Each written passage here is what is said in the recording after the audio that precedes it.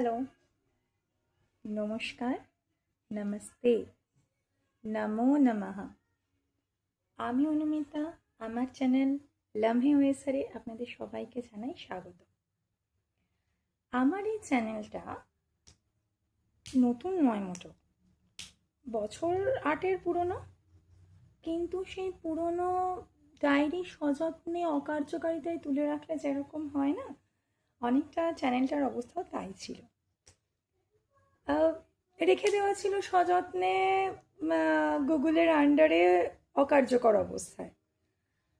যাই হোক, আজ বিস্তৃতির ধুলো ঝেড়ে সেই পুরনো চ্যানেলের সাথেই নতুন করে সখ্যতা পাতাতে এলাম। অনেকটা বহুদিন বাদে, যেমন ঘরের দরজা খুলে বাইরে বেরিয়ে সবুজ মাঠে দাঁড়িয়ে একটুখানি শ্বাস নেওয়া যায়, বলতে পারেন এই চ্যানেলে আমার ফিরে আসাটা অনেকটা সেই রকমই। যাই হোক, আমাদের জীবন প্রতি মুহূর্তের ব্যস্ততায় অত্যন্ত দ্রুত বেগে ধাবমান হয়ে দৌড়তে থাকে। জিরোনোর তো দূর, নিঃশ্বাস আর প্রশ্বাসের মাঝখানের এই চক্রটা সম্পূর্ণ হওয়ার জন্য যেটুকু একদম মিনিমাম যে সময়টুকুর প্রয়োজন হয় না, সেই সময়টুকু যথাযথভাবে আমরা দিয়ে উঠতে পারি না। আমরা এখন গুড নাইট বলার সময় পাই না, ফুরসত নেই। আমরা কি বলি? GN GN. পুরো কথাটা বলার সময় নেই, না বলার সময় আছে, না শোনার সময় আছে। কিন্তু আমরা সবাই তো বলতে চাই। কিছু কথা আমাদের ভেতরে প্রতিনিয়ত, প্রতি মুহূর্তে, প্রতিদিনের শেষে রাতের অন্ধকার যখন আসে, অনেকগুলো কথা বুকের ভেতরে জমতে থাকে। অনেক কিছু মনে হয় কাউকে যদি বলতে পারতাম, কিন্তু সময় নেই, দৌড়তে হবে। তো ফিরসে দৌড় দৌড় দৌড় অ্যান্ড দৌড়। আর তারপরই হঠাৎ করে আনএক্সপেক্টেড ফ্রম এনিওয়্যার জীবনের এমন একটা পর্যায়ে আসে যখন শুধু দৌড়নো থেকে হাঁটা নয়, শুধুমাত্র থামা নয়, একদম পজ হয়ে যেতে হয়।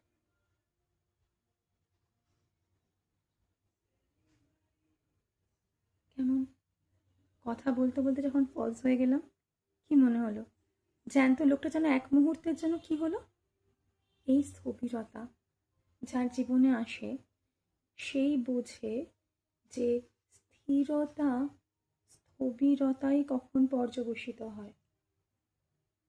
আমরা ভাবি প্রতিনিয়ত একটু রেস্ট নিতে হবে, এবার তো একটু জিরোতে হবে, কিন্তু কার জীবনে কখন এই জিরোনো সময়টা সর্বাঙ্গীন এবং একমাত্র হয়ে এসে পৌঁছবে, এটা আমরা কেউ বলতে পারি না। যখন আমার কাছে এই সময়টা এলো, প্রথম ভাবলাম, যাক, অনেক দৌড়েছি, এবার একটু রেস্ট নেব। রেস্ট নিতে নিতে যখন একঘেয়ে হয়ে গেল, তখন ভাবলাম এবার একটু বন্ধুদের সঙ্গে একটু গল্প করব। অনেক দিনের কথাগুলো অনেকভাবে জমে আছে, একটু কথা বলা যাক। কথা বলবো কার সাথে? কার সাথে বলবো? কথা বলার জন্য এবং সেই কথাটা শোনার জন্য তো আরেকজনকে দরকার হয়। তো আমি তো স্থিরতায় এসেছি, কিন্তু আমার যে বন্ধুরা, আমার যে আশপাশের পরিমণ্ডল, তারা তো স্থির হয়নি। আমি দাঁড়িয়ে গেছি, কিন্তু তারা তো সেই দৌড়টা ছাড়েনি। ঈশ্বর তো তাদেরকে তখনও সেই ট্র্যাকের মধ্যেই রেখেছেন। তো তারা তো আমাকে ছেড়ে অনেক দূর দৌড়ে চলে গেছে।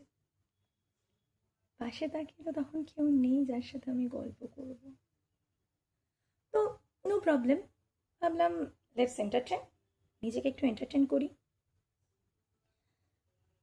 কিন্তু ব্যাপারটা কি হলো, ওই রেস্ট নিতে নিতে সাহিত্যের ক্রিয়া অনুসারে রেস্ট নেওয়াটা একটা কাজ হিসেবে গণ্য করা হয়ে থাকে, কিন্তু এই রেস্ট নেওয়ার কাজটার কোনো পারিশ্রমিক পাওয়া যায় না। আর শূন্য পকেটে বাবুমশাই, আজকের সমাজ ব্যবস্থায় এন্টারটেনমেন্ট বলে কিছু হয় না। Everything is fair when you have money. So এই জায়গাটাতে যখন এসে পৌঁছানো, যখন ধীরে ধীরে চেনা জানা বাস্তবটা, যেটা থেকে একটু ভাবনার অলিখে ভাবা হয়েছিল যে একটু অন্যরকম হয়তো পেরে যাব, হয়তো এটা করে উঠতে পারবো, কিন্তু যখন সেটা সম্ভবপর হলো না, তখন না দমটা আস্তে আস্তে বন্ধ হয়ে আসে। একাকিত্বের দেওয়ালের মধ্যে যখন বাধ্যবাধকতা হিসেবে আটকা পড়তে হয় না,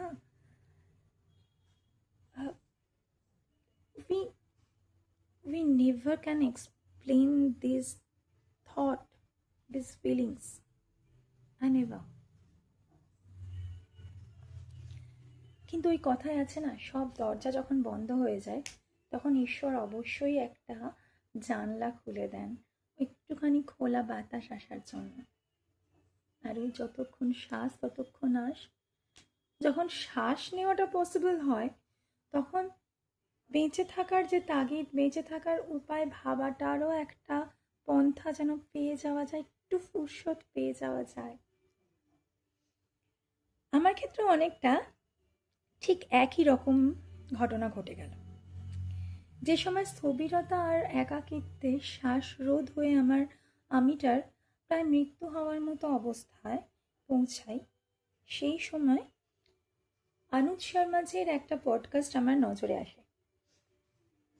অনুজ শর্মাজি সেখানে ওনার কৃষ্ণ চিন্তন নিয়ে কথা বলছিলেন, যেখানে উনি ছিলেন, ওনার কৃষ্ণ চিন্তন ছিল, সামনে হয়তো নিশ্চয়ই ক্যামেরা ছিল, যেটাকে উনি ওনার সামনের জোন হিসেবে, সামনের বন্ধু হিসেবে হয়তো ভাবছিলেন, কারণ আর কোনো কেউ দ্বিতীয় ব্যক্তি তো সেখানে উপস্থিত ছিল না।